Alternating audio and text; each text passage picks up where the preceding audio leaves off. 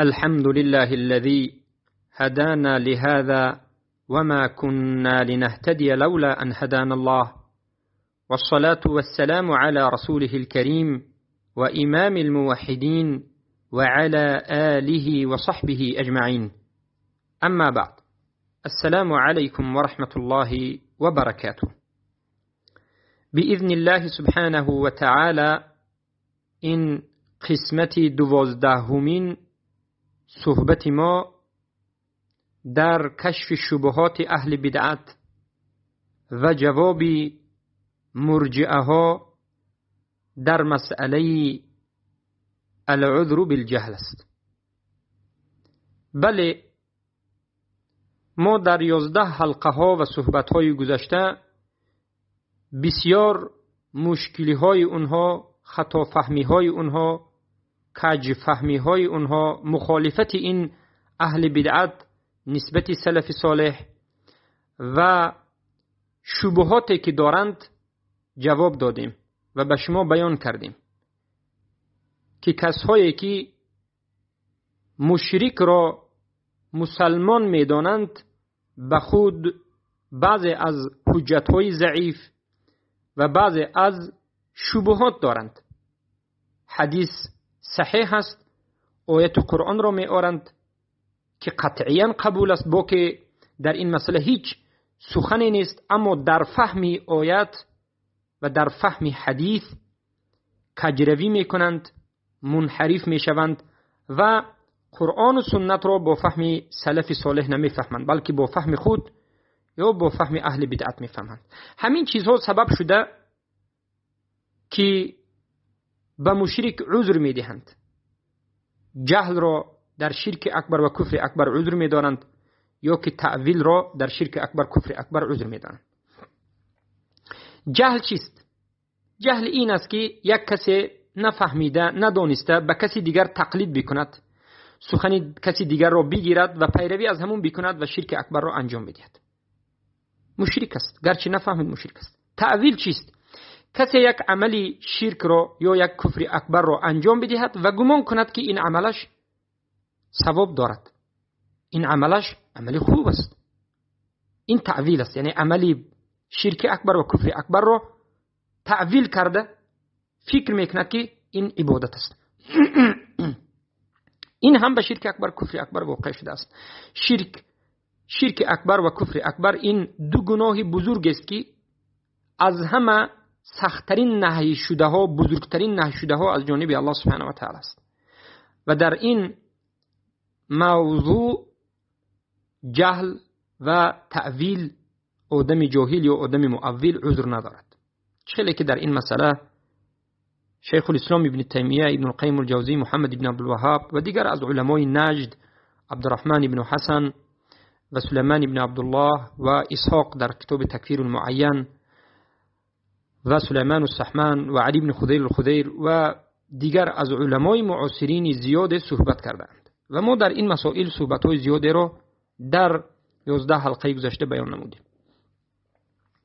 و یکی از دیگر شبهه این کسایی که تکفیر مشرکین را، تکفیر مرتدین و طاغوت را انکار میکنند این است که یک حدیث را ذکر میکنند. یکی از شبهه قوی مرجئه ها امروز والله اعلم همین است.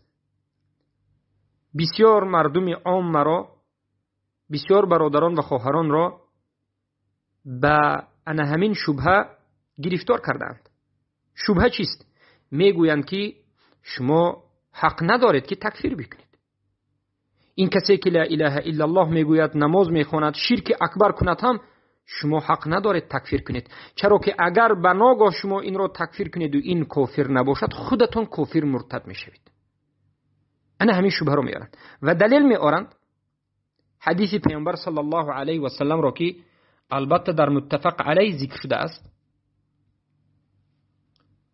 که پیامبر صلی الله علیه و سلم گفتند که هر کسی که یک کسی دیگر را کافر گوید، اگر او کافر نباشد خودش کافر میشد. همچنین میگن. از همین جهت شما میگن تکفیر نکنید. اولا ما پیش از اینکه در بالای این حدیث صحبت بکنیم مختصرا میگیم که بله، به چپ و راست هر کس رو تکفیر کردن درست نیست و ما در این مسئله به برادران و خواهران نصیحتی هم کردیم و در کانال های ما وجود دارد که شما از تکفیر کردنی بی علمی، از تکفیر کردنی که حجت براش وجود ندارد خودداری کنید و این از منهج اهل سنت و الجماعت نیست. اما این چنین کسایی که الله و رسول تکفیر نکرده است تکفیر نکنید که به گناهی بزرگ دست زدید و به خطری بزرگ رفته شدید. این منهجی خوارجو است که الله و رسول تکفیر نکرده رو تکفیر میکنند. اما این چنین شما مرجئه نباشید، جهمی نباشید که الله و رسول تکفیر کرده رو تکفیر نکرده ترک بکنید. این مذهب مرجئه غلط است. ببینید مذهب خوارج الله و رسول تکفیر نکرده رو تکفیر میکند، مذهب مرجئه غلط الله و رسول تکفیر کرده رو هم من باب احتیاط تکفیر نمیکند، فکر میکند که الله و رسول خطا کردند. خوارجو فکر میکند که الله و رسول نقص کردند، تأخیر بیان نکردند. هر این فرقه باطل است. بلکه منهج اهل سنت و الجماعت همین است که نکفر من کفره الله و رسوله، تکفیر میکنیم همون کسایی رو که الله و رسول تکفیر کرده است و از کسایی که تکفیر کردنش حرام است، جایز نیست تکفیر کنید اگر کافر میشوید، از این تکفیرها البته که فرض است و واجب است که خود را میداریم. یعنی تکفیر هم ببینید قسمت‌های خود را دارد که تکفیری هست که فرض است باید تکفیر کنید، نکنید خود شما به شکننده اسلام واقع میشید، و تکفیری هست که باید نکنید اگر کنید خود شما باز به کفر واقع میشید. تکفیری که فرض است این تکفیر کردن کفار اصلی و تکفیر کردن مشرکا و مرتدهایی که خودشون رو به اسلام نسبت میدن، کسایی که ظاهرا به شرک اکبر و کفر اکبر واقع شدند. این فرض است، این از رکن توحید است، این از کفر بالطاغوت است، این از ملت ابراهیم علیه السلام است، این دعوت همه رسولان است، این به اجماع امت ثابت شده است. شیخ محمد ابن عبدالوهاب در شکننده اسلام ذکر میکنند من لم یکفر المشرکین او شک فی کفرهم او صحح مذهبهم فقط او کفر اجماعا. هر کسی که مشرکا رو تکفیر نکند یا شک در کفر بودن اینها کند یا مذهبشون رو صحیح بکند، صحیح بداند، به اجماع کفر است. یعنی به اجماع چی را؟ اجماع کی به وجود میاد؟ وقتی که قرآن و سنت حجت به وجود بیاید. یعنی به وجود آمدن اجماع در اساس قرآن و سنت است. اما یک نمود تکفیر دیگری که نباید انجام بدهید، انجام دادنش کفر است، این تکفیر کردن موحدین، تکفیر کردن مؤمنین و مسلمین، یا تکفیر کردن موحدین به خاطر توحیدشون، البته این کفر است، این حرام است. بارک الله فیکم. این مختصری سخن ما بالعموم بود. حالا به شبهه میپردازیم. حدیث کدام حدیث است؟ حدیثی که مرجئه ها شب و روز میگویند. این حدیث رو اولا رافضه ها میگوید، رافضه هایی که تاجیک های رافضه شده امروز در تاجیکستان این حدیث رو پهن میکنن که رافضه ها رو تکفیر نشود، رافضه ها رو تکفیر نکنید، زیرا که رافضه ها هم مسلمانن، شیعه هم مسلمان است. از همین جهت تکفیر نکنید، اگر رافضه رو تکفیر کنید خود کافر میشید. گویان این شبهه را رافضه ها هم میکارد، این شبهه را صوفی، قبوری، اشعری و ماتریدی و این چنین مدخلی ها و این چنین دیگر مرجئه ها این شبهه ها را میکارند. و هر کسی که انکار تکفیر مشرکین میکند این شبهه را البته که منتشر میکند و این شبهه را ذکر میکند. و البته مبشر مسلمیان هم در این صحبت 5 ساعته خود یک بار دوباره این حدیث را ذکر کرده است. حدیث البته متفق علیه است. من به شما این حدیث رو میخونم، با یک چند لفظ ذکر شده است. پیامبر صلی الله علیه و سلم میگویند، خیلی که حدیث از عبدالله بن عمر رضی الله عنهما قال رسول الله صلی الله علیه و سلم اذا قال الرجل لأخيه يا كافر فقد باء بها احدهما فإن كان كما قال وإلا رجعت عليه. متفق علیه. از عبدالله پسر عمر رضی الله عنهما روایت است که گفتند رسول الله صلی الله علیه و سلم زمانی که یک مرد به برادر مسلمانش بگوید که ای کافر، به تحقیق انمین کافری گفته اش به یکی از اونها باز میگردد. فإن كان كما قال، اگر همین گفته اش حق باشد، بله کافری گفته اش به همون آدم کافر میرود، کافر است. و اگر همین گفته اش خطا باشد و باطل باشد، به خودش همین کلمه کافری گفته اش میگردد، یعنی کفرش به خودش میگردد. ظاهر حدیث رو بعضی ها میگیرن میگن که یعنی خودش کافر میشود، کفر اکبر میگن. اهل بدعت این حدیث رو فکر میکنن که کسی رو کافر گوید اگر کافر نباشد خودش کافر اکبر میشود میگن. البته تفصیلات رو ما در این مسئله قول علما رو ذکر میکنیم. و حدیث دومی که باز حدیث متفق علیه است در همین موضوع عینا از ابی ذر هست رضی الله عنه انه سمع رسول الله صلی الله علیه و سلم انه سمع هو رسول الله صلى الله عليه وسلم يقول من دعا رجلا بالكفر أو عدو الله فليس كذلك إلا حار عليه. هر کسی یک مردی را به کفر یا دشمنی عدو الله تو دشمنی الله گویان ندا بکند، اگر همچنین نباشد این گفتهش به خودش میگردد. یعنی یک انسان یک مرد دیگر را تو کافر هستی بگوید یا که تو دشمنی الله هستی بگوید، اگر همچنین نباشد او انسان این گفتهش به خودش میگردد. حدیث هم متفق علیه است. اولا اهل بدعت این حدیث رو می آورند و از مرجئه ها بالخصوص مدخلی ها میگویند که یا کسایی که طاغوت ها رو عذر میدهند، جهل رو در شرک اکبر کفر اکبر عذر میدانند، مشرکین رو مسلمین میدانند، این حدیث رو میارند و میگن که کسی که یک انسانی که شرک اکبر رو کند هم نماز خواند و مثلا لا اله الا الله بگوید، شرک اکبر رو کند هم همون رو کافر بگوید، خودش کافر است. یعنی ببینید حدیث رو 100% خطا فهمیده، به منهج اهل سنت و جماعت نفهمیده. این حدیث رو به دفاع طاغوت ها و به دفاع مشرکین استفاده کرده است. در حالتی که این حدیث رو اگر ظاهرش رو نظر کنید، پیامبر صلی الله علیه و آله به دفاع مؤمنین و موحدین ذکر کردن، نه به دفاع مشرکین و کفار مرتدین. اما خصلت اهل بدعت همین است. به همین حدیث میگن که هیچ کس را حق نداری که کافر بگویی، اگر کافر بگویی بناگاه کافر نباشد خودت کافر میشوی. بهترش میگد اگر یک مشرکی حقیقی را دیدی هم کافر نگو، شاید وی مسلمان باشد، زیرا که در نزد مرجئه ها همه مشرکین مرتدین طاغوت ها مسلمان است. و بعد از این چی میگد؟ خودت کافر اکبر میشوی، میگد خودت کافر اکبر میشوی. میگد از همین جهت وقتی که ما اهل سنت و جماعت یک مشرکی که انیق به چشممون دیدیم، شنیدیم، فهمیدیم، میدونیم که یک آدم یا کافر اعتقادی است یا کافر عملی یا مشرک اعتقادی یا مشرک عملی به کفر شرک اکبر واقع شده است، دیده و دانسته به حجت تکفیر میکنیم و ها اهل بدعت میگن که تو خودت کافر هستی. ما رو تکفیر میکنن به خاطر اینکه میگن تو مسلمان رو تکفیر کردی، از نظری تو او مسلمان است، از نظری ما مسلمان نیست. و البته این استفاده بردن غلط است. چرا غلط است؟ ما الان جواب میدیم. اولین جواب ما همین است که شما اهل بدعت این حدیث را به فهمی سلف این امت نفهمیدید. آیا سلف این امت این حدیث را همچنین فهمیدن که هر کسی که یک مشرک را مشرک بگوید، یک کافر را کافر بگوید، خودش کافر می شود؟ یا که به خاطر احتیاط کردن مشرکی که الله رسول مشرک گفته است، مرتدی که الله رسول مرتد گفته است، در اساس همین حدیث احتیاط شده شما تکفیر نکنید، تکفیر رو ترک کنید؟ آیا سلف همچنین گفتند؟ نه، نگفتند. سلف این امت مسئله رو جدا کردند. این حدیث رو سلف این امت دیگر خیلی فهمیدند. اکنون ببینید فهمی سلف امت را.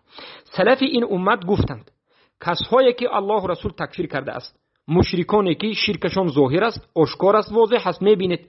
کسایی میبینید که الله لا مکان میگد، کسی میبینید که بی نماز است، یا کسی رو میبینید که دشنام میدهد الله و رسول و دین را استهزا میکند، به شما واجب است که تکفیرش بکنید. حتما باید تکفیر بکنید. اگر شما دیدید، دانستید، فهمیدید، بعد از این باز سکوت کردید و تکفیر نکردید، خودتون کافر میشوید. در اساس قرآن سوره ممتحنه 4 ملت ابراهیم، در اساس آیت 256 سوره بقره کفر بالطاغوت و در اساس دیگر آیات‌هایی که به کفر بالطاغوت نازل شده است و در اساس اجماع سلف این امت که محمد ابن عبدالوهاب در کتاب نواقض الاسلام ذکر میکنند و میگن که شکننده شکننده سومی اسلام چی است؟ الثالثو میگن سومی شکننده اسلام، یعنی انسان رو از اسلام خارج میکند، کافر میکند، چی است؟ من لم يكفر المشركين او شك في كفرهم او صحح مذهبهم كفر اجماعا. به اجماع کافر میشد، یعنی به اجماع کی؟ به اجماع سلف، زیرا در نزد اهل سنت و الجماعت اجماع این اجماع سلف است. به اجماع سلف کافر میشود کسی که مشرک رو مشرک نگوید یا شک بکند در مشرک بودنش یا که مذهب مشرک رو صحیح بگوید. از همین جهت امام احمد ابن حنبل، اسحاق ابن راهوی و دیگر از علمای اهل سنت و الجماعت تکفیر میکردند کسی رو که قرآن رو مخلوق بگوید. یکم اکنون به مسئله دوم بیم. و کسی که قرآن مخلوق گفته رو تکفیر نکند یا که شک بکند، در این حالت هم تکفیر میکردند. یعنی کسی که کفر رو کفر نگوید در همین حالت، یعنی در بین مسلمین این قاعده رو استفاده میبردند. چه که مرجع میگه که این قاعده فقط به کفار اصلی تعلق دارد، این باطل است.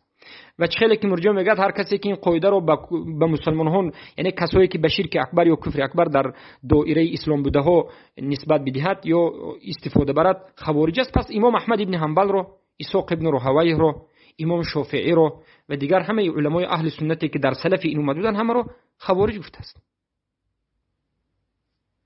بارک الله فیکم. پس سلف این امت انا همچنین فهمیدن که در یک قسم باید تکفیر کنید، تکفیری که برای شما فرض است و واجب است، از رکن توحید است. اما از جانب دیگر اینچنین سلف این امت گفتن که مسلمان رو تکفیر نکنید. سلف این امت، مبارزه سلف این امت به خوارج ها معروف است. خوارج ها در جانب چه رفتند؟ تکفیر کردن مؤمنین و موحدین. حتی خوارج ها تکفیر کردند صحابگان را، تابعین و صالحین را. خوارج ها علی رضی الله عنه و معاویه رضی الله عنه و کسانی که با همراهی علی رضی الله عنه بودند تکفیر کردند. خوارج ها تکفیر کردند. البته این حدیث رو سلفی امت آوردن به خوارج ها رد زدند و گفتند که شما ای خوارج ها مؤمنین رو، موحدین رو، کسایی که شرک نکردند، کفر اکبر نکردند، الله رو دشنام ندادند، استهزاء نکردند، الله را لامکان نگفتند، قرآن را مخلوق نگفتند، نماز را ترک نکردند، چرا تکفیر میکنید؟ به خاطر هوای و هوس، به خاطر نفس خود، به خاطر مذهب باطل خود. شما تکفیرتون باطل است و این تکفیری کردهتون به خودتون میگردد. اما خوب دقت بدید، به خودتون میگردد یعنی خودتون کفر اکبر رو یعنی واقع میشوید یا گویا که کفر اکبر میشوید؟ نه. سلف این امت گفتند به خودتون میگردد به این معنا که شما گناهی بزرگ میگیرید. این تکفیر حرام است، یعنی شما گناهی تکفیر کردهتون رو میگیرید. یگان نفر سلف این امت نگفتند که شما خودتون کفر اکبر میشوید. از همین جهت حجت ما علی رضی الله عنه و دیگر از صحابگان هستند که خوارج ها را تکفیر نکردند، در حالتی که خوارج ها صحابه ها را تکفیر میکردند. از علی رضی الله عنه سوال کردند که خوارج ها کی هستند، که آیا کافر هستند؟ علی گفتند که نه، کافر نیستند.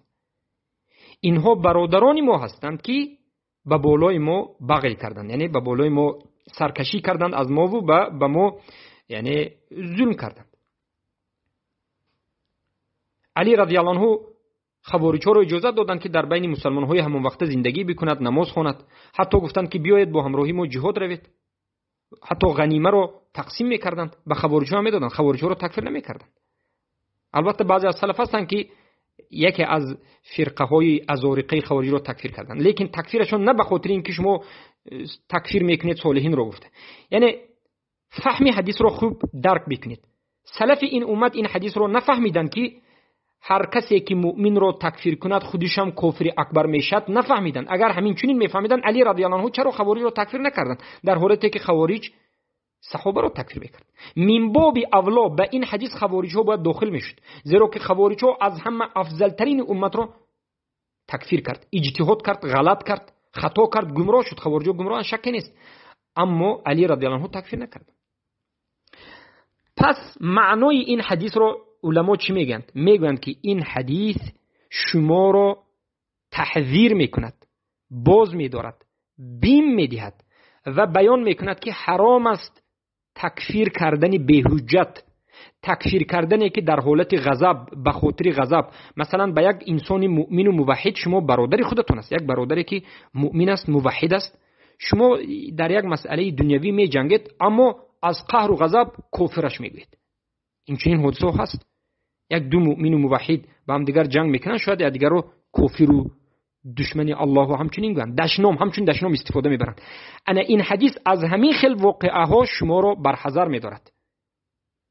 بدون حجت، به هوا و هوس، به غضب طرف مقابل خود را فقط به خاطر اینکه یک مسائلی، یعنی یک مسائلی کوچک است و بدون حجت است، شما تکفیر نکنید، کفر نگوید، خودتون به کفر واقع میشید. معناش این که شما عملی کفری را انجام دادید، اما خود شما کفر اکبر نشوید، هم این گناهتون گناه بینایت بزرگ است. بعضی از علما کفر اصغر است میگن، یعنی کفر است، یکی کفر اصغر است، کفر دون الکفر است. خیلی که امام نووی در شرح صحیح مسلم در زیر این حدیث روایت میکرد. انا معنای این حدیث چی است؟ کفر اصغر است. اما تکفیری که فرض است و واجب است، اگر چه خیلی که گفتیم نکنید، شما کفر رو کفر نگید، خود کفر میشوید. این مسئله دیگر مسئله است. امروز ما وقتی که مشرکینی که الله و رسول مشرک اونها رو بیان کرده است مشرک مینامیم، این حدیث رو مرجعه ها به ما ذکر میکنند که پیامبر گفتند که شما کسی رو اگر کافر گوید کافر نباشد کافر میشید. بله درست است، لیکن ما کافر رو کافر گفته شدیم، مشرک رو مشرک گفته شدیم که اگر کسی مشرک رو مشرک نگوید هم مشرک میشود در اساس قرآن و سنت و اجماع. بارک الله فیکم. و البته یک نقطه دیگر اینجا همین است که این هم یک شبهه کوچک، اهل بدعت میگویند که این شکننده اسلامی که هست، شکننده سومش که کسی که مشرک را مشرک نگوید یا شک کند یا مذهبی مشرک را سیداند کافر میشد به اجماع. میگن این یک قاعده است، یک قاعده علما برآورده است، این انکار کنید هم باکی ندارد. اما این حدیث است، میگن ما میگیم که اعوذ بالله. بله این سخن به من از بعضی از برادرها ارسال کردن، سخن اهل بدعت را. یکی از انسان ها محمد عزیزی رجبی، یک حزبی شاگردی یاسر البرهان گفتن یک همین بود است، و یکی از ابو احمد گفتن یک از بچهای توجیک بود است که همین سخنش به من رسید که اینا میگن که یک قاعده انسان برآورده است. میگن کسی که کفر نگوید کفر میشد، این یک قاعده است. میگن اعوذ بالله. این به جهالت شما دلالت میکند، به این چنین انسان ها گوش ندید. زیرو چرا؟ این به اجماع ثابت شده است و اجماع به قرآن و سنت به وجود نمی آید. محمد ابن عبدالوهاب وقتی که گفتن که کفر اجماعا به اجماع کفر می شود، معناش این است که در این مسئله آیت و حدیث است. اجماع را خوب دقت بدید که در نزد اهل سنت و الجماعت از همه دلیل قوی ترین است، از قرآن و سنت هم قوی تر است. چرا؟ زیرا که یک آیت خونید دو تا معنا فهمیدن ممکن است، در بعضی حالت یک حدیث به دو تا معنا فهمیدن ممکن است. اجماع چیست؟ اجماع می آید در بالای یک آیت و یک حدیث همه جمع میشوند، میگن که انمین آیت و انمین حدیث یک معنا میدهد. یعنی اجماع در بالای آیات‌های قرآن و در بالای حدیث‌های قرآن به وجود می آید. اگر آیت یا حدیث حجت نمی بود، اجماع به وجود نمی آمد. از همین جهت اجماعی که در حقیقت ثابت هست، انیق است و این اجماع یگون جای شک ندارد، کسی انکار بکند کافر است. چخیلی که قاضی عیاض در کتاب الشفا ذکر میکنند که من رد اجماع ثابت فقط کفر، کسی که اجماع ثابت رو انکار میکند کافر است. و ابن حزم ظاهری در کتاب الملل والنحل یا که در کتاب الاحکام، در کتاب الملل و اینچنین در کتاب الاحکام ذکر میکنند که کتاب محلا، در کتاب محلا، بله در کتاب محلا ذکر میکنن که کسی که اجماعی ثابت شده رو انکار کند کافر است. اجماع است. چرا؟ برای اون که قرآن و سنت رو انکار کرده است. از همین جهت کسی که کافر رو کافر نگوید، کسی که مشرک رو مشرک نگوید یا شک کند یا که صحیح داند کافر است. این مختصرا علما اجماع را نقل میکنند، اما در این بابت آیات های زیاد و حدیث های زیادی است و این به اجماع ثابت شده است. و ثابت بودن این از ثابت بودن دیگر مسائل به قوت‌تر و قوی‌تر است، به اجماع است. و اما آیا ما این اجماع رو به حدیثی که از ابن عمر و ابی ذر از متفق علیه دو حدیثی که گفتیم انکار کرده میشد؟ نه، نمیشود. این دو حدیث به انکار این قاعده که کفر و کفر نگوید کفر می شود هیچ دخلی ندارد، این کار کردن نمی شود و هر دوی این بگم این قاعده و این حدیث به هم دیگر اصلا ضدیت ندارد. چرا که قاعده درباره کفرهای اصلی و درباره مشرک‌ها و مرتدهایی که لا اله الا الله میگن و شرک اکبر و کفر اکبر رو میکنن انجام میدهد، یعنی کسایی که شرک کفر اکبر رو انجام میدن دلالت میکند. و این دو حدیث، حدیث ابن عمر و حدیث ابی ذر، تکفیر نکردن رو به حق موحدین بیان میکند. یعنی موحد رو تکفیر نکنید، مؤمنین و موحدین رو از پیش خود تکفیر نکنید. برعکس این حدیث رد به خود مدخلی ها و به مرجئه است. امروز مدخلی ها و مرجئه ها اهل توحید رو، اهل سنت و جماعت رو خوارج میگن و کلاب جهنم میگن، یعنی سگ‌های جهنمی میگن. این تکفیر است یا نیست؟ تکفیر است. خوارج گوید بعد از اینکه شما جهنمی است و سگ جهنمی گوید، این تکفیر است. به خاطر چی؟ به خاطر چه مدخلی اهل سنت رو تکفیر؟ به خاطر یک مسئله عادی، یا که به خاطر اینکه یک طاغوت رو اهل سنت تکفیر کرده اونها نکرده. بدون حجت یک موحد رو مدخلی تکفیر میکند، پس خودش کافر میشود. یعنی این حدیث به خود مدخلی ها و به خود مرجئه ها ضد اونها است. یعنی ای مدخلی ها، ای مرجئه ها، شما اهل سنت رو تکفیر نکنید به یک چیزهای شبهناک. وقتی که اهل سنت مشرکه که الله رسول مشرک گفته است و فرض کرده است و امر کرده است که مشرک بگویند، اونها رو تکفیر میکنن، شما به این خاطر اهل سنت رو تکفیر نکنید. این حدیث به شما داخل دارد. بارک الله فیکم. انا این بود یک مسئله. و بعدا ما به حدیث نظر میکنیم. برادران و خواهران موحدم، به بالای حدیث نظر کنید. در حدیث پیامبر صلی الله علیه و آله چی میگن؟ حدیثی که از عبدالله بن عمر روایت است در متفق علیه، پیامبر میگه که اذا قال الرجل لاخیه یا کافر، اگر یک مرد به برادرش بگوید که ای کافر. برادر ما کی است؟ برادر من کی است؟ آیا برادر من یک مرد موحد ان شاء الله سبحانه و تعالی، برادر یک مرد موحد به یک برادر یک مؤمن کی است؟ یک مشرکی که قبر میپرستد، سجده به قبر میکند، یک حاکمی که به حکم غیر الله حکم میکند، یک آدمی که لشکری طاغوت است، یک انسانی که دشنام الله رسول میکند، یک انسانی که قانون میبرد به حکم غیر قانون الله رسول، یک انسانی که حلال و حرام میکند، آیا همین برادر یک موحد است؟ البته که نیست. این برادر کفار است، لشکری شیطان است و از اولیای شیطان است. برادر موحد کی است؟ برادر موحد کسی که موحد است، رکنهای لا اله الا الله و شرطهای صحت رو بجا آورده، در ملت ابراهیم است، کفر به طاغوت دارد و از شرک و از طاغوت و از لشکرانش براءت کرده و از جمله مؤمنین موحد است، نماز میخواند، زکات میدهد. انا این برادر ما است. بله، این حدیث دلالت میکند که یک برادرت که موحد است، از او شرک اکبر و کفر اکبر رو ندیدی، تکفیر نکن. اگر تکفیر کردی خودت گناهی بزرگ رو کردی، خودت کفر نشدی اما گناهی بزرگ کردی. و بعضی از علما میگویند که به مانند شیخ علی بن خدیر الخدیر، حمود بن عقل الشعیبی و به مانند ناصر الفهد و به مانند سلیمان العلوان و به مانند عبدالعزیز الطريفي و به مانند شیخ محمد ابن ابراهیم استاد ابن باز و به مانند ابن باز و دیگر از علما میگن که و علمای نجد همه میگن که یعنی انسان وقتی که انسان موحد رو تکفیر کردن بگیرد، در آخر خودش شاید به سبب همین تکفیرش به کفر اکبر واقع شاید. اما یک باره یک آدم موحد رو کسی خطا کرده یا از غضب کافر گوید، خودش کافر گفته نمیشد، کفر اکبر گفته نمیشد. کفر اصغر گناه بزرگ رو انجام داد، یکی از گناههای کبیره رو انجام میده، گفته میشد. بارک الله فیکم. پس در حدیث پیامبر گفته شدند که برادر موحد رو به خاطر خطاگیش یا به خاطر غضب سخت اومده یا به خاطر هوای تکفیر نکن. اگر تکفیر کنی برادر موحدت رو، خودت به کفر واقع میشه، یعنی گناه بزرگ رو میگیری. این حدیث به ما داخل دارد. ما موحدین، ما از اهل سنت رو ای مرجئه شما تکفیر نکنید، ما رو خوارج گفته کلاب جهنم و غیره نگویید. این حدیث به شما است که ما موحدین رو وقتی که شما تکفیر میکنید، شما خودتون به کفر واقع میشید، گرچه که به کفر اکبر نباشد، به کفر اصغر واقع میشوید. حالا ما در این مسئله البته سخن محمد بن عبدالوهاب رو ذکر میکنیم که در کجا کفر اکبر میشد، ولی در بعضی حالات کفر اکبر هم میشد. انا این است. پیامبر اشکار گفته است برادرت رو.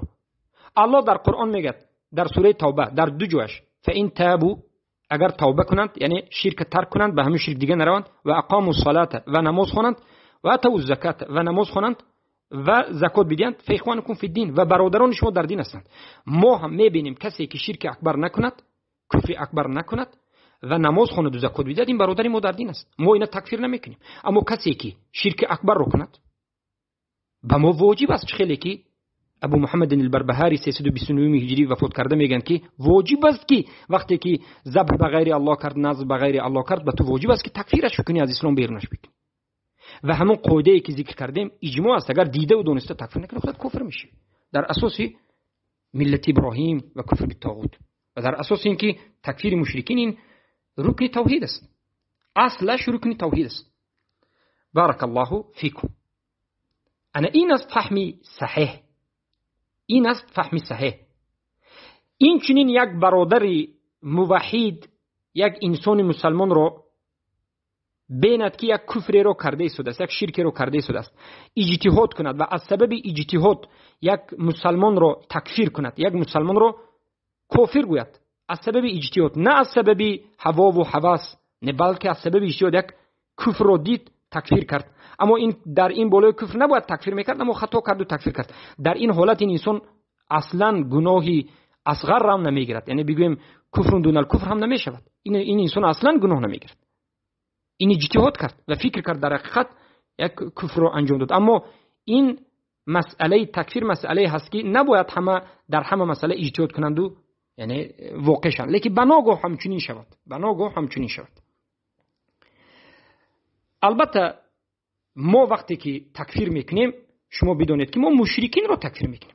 چرا ما رو تکفیری میگن؟ به خاطر اینکه ما مشرک رو تکفیر میکنیم، کسایی که به غیر الله سجده میکنند، طواف میکنند، ذبح میکنند، ما اونها رو مشرک میدونیم، مشرکین میگیم. اما مدخلی ها و مرجئه ها از این دعوتگرای افغان و تاجیک، این مرجئه های مدخلی ها، اینها مشرک رو مسلمان که میدونند ما رو میگن که شما تکفیری به خاطر اینکه مسلمان رو تکفیر کردید. ما میگیم که اینها سجده به غیر الله میکنند، اینها مشرکند. اینها در نزد شما مسلمانند که شما کفر ایمان رو نفهمیدید، توحید شرک رو نفهمیدید و از هم دیگر جدا کرده نمیتوانید. بارک الله فیکم. و البته این چنین حدیث ها باز زیاد است. ما اگر این حدیث رو خواهیم که خوب فهمیم دیگر حدیث هست. مثلا پیامبر صلی الله علیه و آله در حدیثی اومده است که میگویند من لا يسرق السارق حين يسرق وهو مؤمن، لا يزني الزاني حين يزني وهو مؤمن. آدم زناکار در حالت زنا کردنش مؤمن نیست، آدم دوز در حالت دزدیش مؤمن نیست. و حدیثی است که ایمان آدم زناکار در حالت زنا کردنش از وی بیرون می شود. و پیامبر صلی الله علیه و آله میگن که النکاح سنتی فمن رغب عن سنتی فلیس منی. نکاح سنتی من است، هر کسی که نکاح نکند، از این رو گرداند، یعنی زن نگیرد، از ما نیست. و اینچنین پیامبر صلی الله علیه و آله میگن که لیس من رجل ادعى لغیر ابیه و هو يعلم الا کفر. یعنی یک مردی که خودش رو به نام دیگر انسان نسبت میدهد، یعنی پدرش رو دیگر انسان میگوید، اگر پدر خود رو داند و پدر خود رو انکار کرده دیگه انسان رو به خود پدر گوید، کافر است میگن. و من ادعى ما ليس له فليس منا. هر کسی که یک چیزی که از خود او نیست لیکن میگوید که از من است، این از ما نیست. و این چنین حدیث ها ببینید پیامبر صلی الله علیه و آله میگن خیلی که حدیثی است سباب المسلم فسوق و قتاله کفر، قتل کردن مسلمان کفر است میگن، یعنی آدم کافر میشد گویا که. همه این حدیث ها رو وقتی که نظر میکنید معنای ظاهریش همین است که از ما نیست، یعنی از امت اسلام نیست، کفر واقع شد، به کفر اکبر گویا که بعضی‌ها میگن واقع شد کفر شد. البته این فهمی خطا است. همه این به مانند این حدیثی که من دعا رجل بالکفر و الله فلیس کذلک الله علی، همه این حدیث ها معناش همین است که گناهی بزرگ رو انجام داد و البته که به کفر اصغر واقع شد. همه این حدیث ها معناش همین است. زیرا که کشتن مسلمان، یک آدم یک مسلمان رو کشد کافر نمیشود، چه که در قرآن آمده است. البته گناهی بین وزمی میگیرد، جهنم میدارد، اما کفر نمیشود. در حدیث آمده است که کفر است، بله کفر است، اما کفر نمیشود. کفر اصغر است، کفر اکبر نیست. یک کس دیگر آدم رو پدر خودش بگوید، پدر خودش رو ترک کنه، دیگه انسان رو پدر خودش بگوید، در این حالت پیامبر گفتن فقط کفر، به تحقیق کفرش. لیکن در اینجا یعنی کفر اصغر است. خیلی که علما میگن. مثلا نظر کنید به شرح انا همین حدیث ها، شرح حدیثی که کسی رو کفر نگوید کفر میشود، به شرح صحیح مسلم امام نووی میگن که هذا الحديث مما عده بعض العلماء من المشكلات من حيث این ظاهره غیر مراد. این حدیثایی که ما ذکر کردیم حاضر انا همینها همش از شرح صحیح مسلم بود. این حدیث ها میگن بعض از علما گفتن که این از مشکلات ها است. یعنی این حدیثی است که ظاهرش غیر مراد است. ما به ظاهرش یک باره نمیگیریم بلکه یعنی معنیش کفر دون الکفر است. و ذلك ان مذهب اهل الحق انه لا يكفر مسلم بالمعاصي كالقتل والزنا. زیرا که مذهب اهل حق اهل سنت و الجماعت همین است که انسان مسلمان کافر نمی شود به گناه به مانند قتل کردن و به مانند زنا کردن یا به مانند خودش را به کسی دیگر به پدری دیگر نسبت دادن یا به مانند تکفیر کردن از سبب نافهمی تکفیر کردن و غیره. و كذلك قوله لاخی و این چنین یک آدم کافر نمیشد وقتی که به برادرش یک کافر میگه من غیر اعتقاد بطلان دین اسلام، در حالتی که اعتقاد نمیکند باطل بودن دین اسلام رو. یعنی میگه که اسلام حق است لیکن تو کافر هستی از سبب یگان کفر است. در این حالت میگن کفر نمیشد. و اذا عرف ما ذكرناه فقيل في تأويل الحديث اوجه. در شرح حدیث یک چند وجه وجود دارد. وجه اول میگن انه محمول على المستحل ذلك فهذا يكفر فعلى هذا معنى أي بكلمة الكفر وكذا حار عليه وهو معنى رجعت عليه رجع عليه الكفر فباء وحار ورجع بمعنى واحد. یعنی معنی اول این است که در عقل آدم کفر میشد. در حالت تکفیر کردن کسی رو کافر بگوید او کافر نباشد کی کافر میشود؟ بله خوب دقت بدید. قول اول این است که یک انسان موحد را به خاطر توحیدش به خاطر تکفیر مشرک کردنش به خاطر کفر ورزیدنش به طاغوت به خاطر جنگیدنش به کفار مشرکین کسی تکفیرش بکند خودش کافر است. محمد ابن عبدالوهاب رحمه الله شیخ الاسلام میگویند که من جادل عن المشرکین و کفر الموحدین بتوحیدهم. یعنی هر کسی که دفاع کند مشرکین را از نام مشرکین بخیزد و به موحدین مجادله و مناقشه بکند، مشرکین را دفاع کند و موحدین را به خاطر توحیدشون به خاطر اسلامشون تکفیر بکند، این خودش میگند بریده واقع می شود. پس هر کسی که اهل توحید را به خاطر توحیدش تکفیر بکند، چه خیلی که اهل سنت و الجماعت را صوفی های قبوری، رافضه ها و جهمی ها و غلات چی میکنند؟ میگند که اینها خوارج کافر است میگند. یا اهل سنت را به خاطر عقیده که در اسما و صفات دارند تکفیر میکنند. یا اهل سنت را اشعری ها و اهل کلام به خاطر اینکه الله را اهل سنت در بالای عرش است میگن تکفیر میکنند، خودشون کافر میشن. کفرشون کفر اکبر است. به خاطر چی؟ به خاطر اینکه یک موحد را به خاطر توحیدش تکفیر کردن این چیست؟ کفر اکبر است. انا در این حالت کفر میشد. اما مشرک البته واجب است. بارک الله فیک. وجه الثانی، امام نووی میگن که معنای دوم این حدیث ها این است که رجع علیه ای نقیصته لاخیه و معصیته. در حدیث اومده است که به خودش کفر باز میگردد. یعنی معناش این است که میگن یعنی کفر به خودش باز نمیگردد، خودش کفر نمیشد، بلکه همون کمبودی که کرد، همون گناهی که نسبتی برادرش کرد به خودش میاد، یعنی خودش گناهی بزرگ میگیرد. نظر بکنید به صفحه 238. و معصیت تکفیره، یعنی در همون تکفیری کرده اش یک مسلمان رو تکفیر کرد گناه گرفت، همین گناهش می آید، نه اینکه خودش کفر اکبر میشد. و ثالث، قول سوم میگن انه محمول علی الخوارج المکفرین للمؤمنین. این حدیث میگن محمول است، یعنی برده میشود معناش رو به خوارج هایی که مؤمنین رو تکفیر میکردند. و این وجه رو، این قول سوم رو که ذکر کرده قاضی عیاض در کتاب الشفاء از امام مالک بن انس. لیکن این مذهب رو امام نووی چی میگن؟ و هو ضعیف، این مذهب ضعیف است میگن. لان المذهب الصحيح المختار الذي قاله الاكثرون والمحققون ان الخوارج لا يكفرون بسائر اهل البدع. خوارج ها کفر نیستند به مانند دیگر از اهل بدعتی که به مانند مرجئه و غیره. پس این قول ضعیف است، یعنی این حدیث رو به خوارج هم برده نمیشود گفته شده. ببینید این حدیث رو به خوارج هم نسبت داده نمیشود، حالا که وها مؤمنین و موحدین رو تکفیر کردند. وجه چهارم، معنای چهارم گفتند ان ذلك يؤول به الى الكفر وذلك ان المعاصي كما قالوا يريد الكفر ويخاف على المكثر منها ان يكون عاقبه شؤون المصير الى الكفر. یعنی این حدیث معناش به کفر میرود، یعنی کفر اکبر نیست، اما انسان مؤمنین و موحدین رو کافر گفتن گرفت، خودش در آخر کافر شدنش ممکن است میگن.